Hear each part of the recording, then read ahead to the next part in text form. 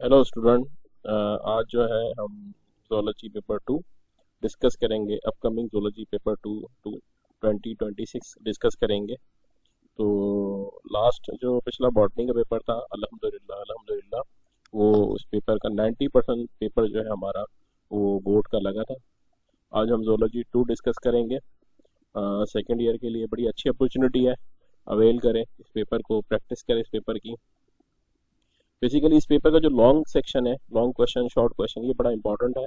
इसकी प्रैक्टिस करें, इसे याद करें और आप जाएं। जो है होप्स हो आपका पेपर बहुत अच्छा होगा इसके बाद। तो सेक्शन बी जो है इसका, इसमें आपने क्वेश्चन 9 अटेम्प्ट करने हैं, पर प्रैक्टिस के लिए सारे क्वेश्चन प्रिपेयर करें, यानी याद करें, अच्छे से इनकी प्रैक्टिस करें। तो इनमें जो क्वेश्चन हैं, जो रीजनिंग क्वेश्चन है, एक है why do animals excrete different types excretory waste. तो एनिमल्स के जो डिफरेंट वेस्ट प्रोडक्ट्स होते हैं उसकी टाइप पर, जैसे अमोनिया प्रोड्यूस करने वाले एनिमल्स और यूरिया प्रोड्यूस करने वाले एनिमल्स, यूरिक एसिड प्रोड्यूस करने वाले एनिमल्स, वो डिस्कस करना है इसमें। दूसरा है, यहाँ पे सवाल आ सकता है why urethra in male called the urinogenital duct. Urethra जो है मेल की, वो यूरिनोजेंटल क्यों कहलाती है? क्योंकि वो जेनिटल पार्ट भी है और यूरिनरी सिस्टम के साथ भी कनेक्ट है। इसी वजह से यूरिथ्रा की मदद से यूरिन भी पास होता है और जो है सीमेन भी एक्सक्रीट आउट होता है। इस वजह से ये रीजन है इसका। How do honey bee communicate the location of food to their hives members. जो हनी बीज होते हैं वो आपस कम्युनिकेशन कैसे करते हैं? तो उनकी वेगल डांस होती है, जो with the help of vagal dance ये लोकेशन बताते हैं जहाँ हनी जो है कम्युनिकेट करके बताती है कि ग़िज़ा कहाँ पर है, जहाँ से लेकर आई जा सके। इनकी कैटेगरीज होती हैं, तो आपने वो डिस्कस करनी है वेगल डांस के बारे में। Why excess lactic acid responsible for muscles fatigue. तो लैक्टिक एसिड की एक्यूमुलेशन जो होती है एनारोबिक रेस्पिरेशन की वजह से होती है, जो है इस वजह से मसल्स जाते हैं वो थक जाते हैं। Why are days 13, 14 and 15 known as most fertile days of menstrual cycle. तो फर्टिलिटी जो होती है, ये डेज जो है ओव्यूलेशन डेज कहलाते हैं। आप जो मेंस्ट्रुअल साइकिल पढ़ेंगे तो उसमें pre ovulation, ovulation, post ovulation, ovulation phase होते हैं 13, 14, 15। तो आपने ये बताना है। Why is vasodilation related to the release of excess heat from the body. तो बेसिकली ये जो टॉपिक है थर्मो रेगुलेशन से रिलेटेड है। थर्मो रेगुलेशन की प्रॉपर्टीज है कि गर्मियों में बॉडी से हीट निकलती है तो जो ब्लड वेजल्स होती हैं वो डायलेट हो जाती हैं, तो इस वजह से वेजो डायलेशन होती है, ये आपने बताना है इसमें। इसके अलावा जो है why are some neuron fast conducting. Neuron कुछ ऐसे होते हैं जो फास्ट कंडक्टिंग होते हैं, कुछ ऐसे होते हैं जो कंपेरेटिवली उनके मुकाबले में जो है स्लो कंडक्टिंग होते हैं। तो जो फास्ट होते हैं उनके ऊपर माइलिन शीट पाई जाती है, ये आपको इसमें बताना है। Why female hormonal system more complex या efficient than the male hormonal system. Female hormonal system ज़्यादा कॉम्प्लेक्स होता है, सीरीज ऑफ हार्मोन प्रोड्यूस होते हैं उसमें, follicle stimulating hormone, luteinizing hormone, estrogen, progesterone, oxytocin. तो सीरीज ऑफ हार्मोन्स है, इस वजह से फीमेल हार्मोन सिस्टम ज़्यादा कॉम्प्लेक्स होता है कंपेरेटिवली मेल हार्मोन सिस्टम, जिसमें सिर्फ प्रोजेस्टेरॉन, टेस्टोस्टेरोन, ये जो है एंड अदर हार्मोन्स, कुछ और भी हार्मोन्स हैं जो मेल में प्रोड्यूस होते हैं। Why is cleavage in birds and reptiles called meroblast. तो जो बर्ड्स की और रेप्टाइल्स की जो क्लेवेज होती है, ये डेवलपमेंटल टॉपिक से रिलेटेड है, तो वो मीरोब्लास्ट कहलाती है। मीरोब्लास्ट कहलाती है डिस्क्वाइडल क्लेवेज, मतलब पूरा एग जो है वो डिवाइड नहीं होता, उसका खास रीजन जो होता है वो डिवाइड होता है। Why pancreas classify as both as exocrine and endocrine gland. Pancreas जो है वो एक्सोक्राइन और एंडोक्राइन ग्लैंड क्यों कहे जाते हैं?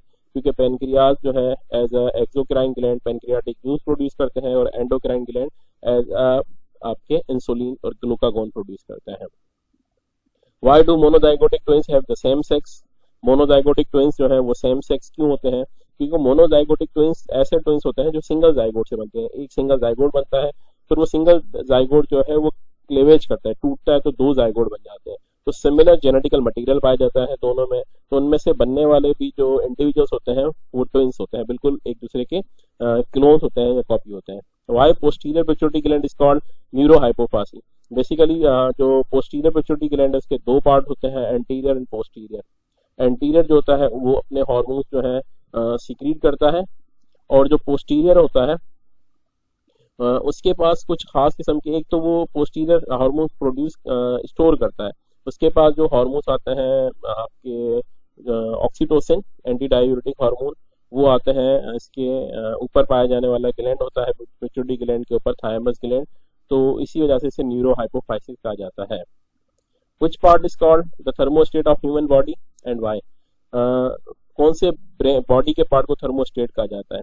तो हमारे पास हाइपोथैलेमस ब्रेन का पार्ट है, उसे थर्मोस्टेट ऑफ द बॉडी कहते हैं। ये बॉडी के टेम्परेचर को मेंटेन करता है, डिटेक्ट करता है, बॉडी को रेगुलेट करवाता है, टेम्परेचर थर्मो रेगुलेशन करवाता है इस वजह से। तो ये आपके रीजनिंग है, इन रीजनिंग के आंसर्स आप इस पैटर्न पे लिख सकते हैं। मोस्ट इंपॉर्टेंट इस साल की रीजनिंग है ये, इसकी प्रैक्टिस करें, होप सो इंशाल्लाह इसमें से आपको आपके आंसर्स मिल जाएंगे। नॉन रीजनिंग है, जो सवाल आए हुए हैं वो है जैसे define taxes, reflexes, kinesis, fix action pattern. Basically ये सारे के सारे हैं, ये आपके बिहेवियर का टॉपिक है, जिसमें आपने इंस्टिंक्ट बिहेवियर, लर्न बिहेवियर के दो बड़े पर्सपेक्टिव हैं। तो ये इनेड या इंस्टिंक्ट बिहेवियर कहलाता है। तो ये इनेड बिहेवियर के डिफरेंट टाइप्स हैं, इनकी डेफिनेशन आपको पता होना चाहिए। With one example, list of the cause of male and female infertility. तो मेल फर्टिलिटी जो है उसकी कॉजेज क्या है, फीमेल इनफर्टिलिटी के कॉजेज क्या है, ये आपको इसमें एक्सप्लेन करना है। Define dichromes and monochromes with type. तो ये डाइक्रोमेसी और मोनोक्रोमेसी क्या है और इसके टाइप्स क्या है, ये डिफाइन करना है। Give the osmo regulation of marine animals. Marine animals में जो होता है ऑस्मो रेगुलेशन किस तरीके से होती है वो डिफाइन करनी है। Draw net level diagram of LS of kidney. Kidney की लॉन्जिट्यूडनल सेक्शन की डायग्राम जो है ड्रॉ करनी है। One infection disorders of the nervous system.